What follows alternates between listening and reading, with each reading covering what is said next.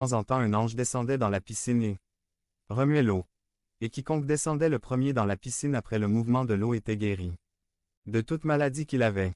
5. Et il y avait là un homme qui était malade depuis 38 ans. 6. Quand Jésus le vit couché, et sut qu'il était couché là depuis longtemps, il lui dit, veux-tu être guéri? 7. Monsieur, répondit le malade, je n'ai personne pour me mettre dans l'étang quand l'eau est agitée. Et pendant que je m'en vais, un autre descend devant moi. 8. Jésus lui dit, lève-toi, prends ton lit et marche. 9. Et aussitôt l'homme fut guéri, il prit son lit et marcha. Et c'était le sabbat ce jour-là. Jésus se rendait à Jérusalem pour une fête annuelle, une cérémonie religieuse. Versus 2. Arrivé à cet endroit Bethesda, près de la porte des moutons.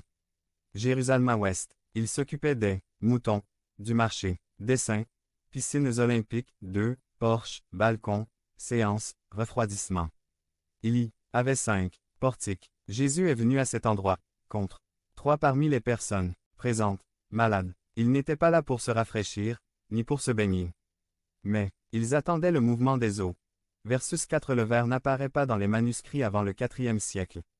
Croyance de cette époque, s'il est devenu agité voire 7. Ce paralytique attendait du mouvement.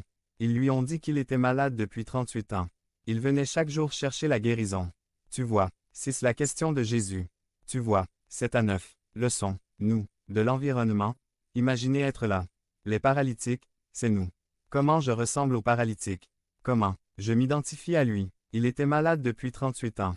Un croyant en Jéhovah, un enfant de Dieu, mais il était malade. Je cherche la guérison, la solution, une réponse à la raison pour laquelle je suis malade, une condition spirituelle. Nous sommes nés de nouveau, mais nous sommes paralysés. J'ai encore des problèmes, ils nous paralysent. Parce que je n'ai pas progressé dans mon chemin avec Dieu, dans ma vie spirituelle. 38 ans. Spirituellement paralysé. À la recherche d'une solution, nous n'aimons pas être comme nous sommes, ne pas être par terre, allongés. Nous voulons marcher. Devenez membre de la chaîne et AIDEZNOUS à propager la parole de Dieu dans le monde entier. Samedi mars 16 2024. Si vous croyez en la puissance de Dieu. Commentaire 11. 11. Avec le Christ, nous voulons avoir une relation vivante avec Dieu, mais nous attendons un miracle du ciel. Qu'un ange vienne, pour créer un mouvement spirituel, pour être miraculeusement guéri. Tu vois. 4. Croyances infondées. Nos croyances erronées sur la manière dont Dieu résout les problèmes. Nous sommes aveuglés par nos croyances. Faites un don de 100 $ et vous serez guéri. Semez votre graine. Voulez-vous être en bonne santé? Je n'ai pas assez de foi. J'ai entendu dire que pour être en bonne santé, je dois arrêter de manger certaines choses, que je dois aller dans certains endroits où des miracles se produisent, que je dois consulter un guérisseur, un homme qui guérit.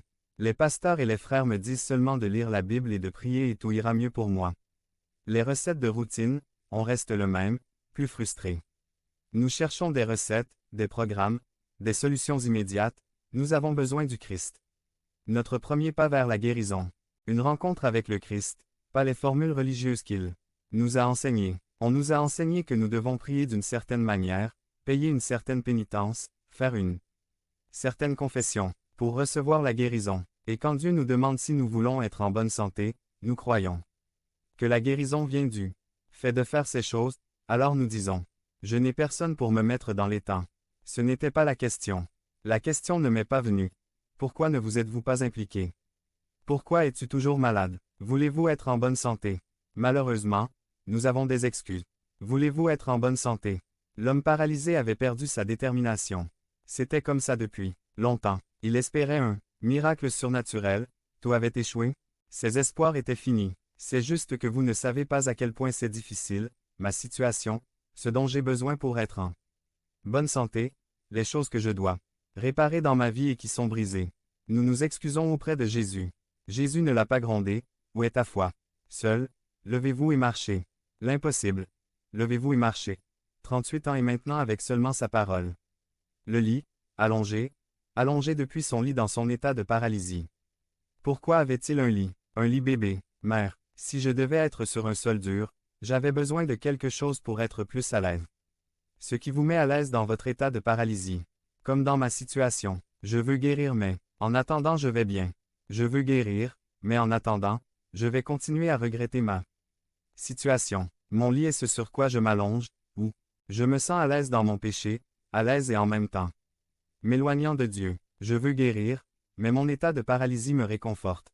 Lève-toi et, prends ton lit, prends ta croix et suis-moi. Je mens dans mes regrets, dans mon chagrin, dans ma situation, mes faiblesses. Voulez-vous être en bonne santé? Bien sûr, que oui, mais vous ne connaissez pas ma situation, combien j'ai essayé. Vous êtes toujours dans votre lit, trop confortable. Jésus ne l'a pas mis dans l'eau, il ne l'a pas relevé. L'homme a peut-être pensé que Jésus allait le ramasser. Lorsque L', s'est agité et l'a mis dedans.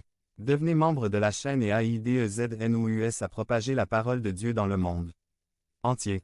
Samedi 16 mars 2024. Parlez à Dieu en 5 minutes. Description de la vidéo. Jésus ne nous guérit pas comme nous le pensons.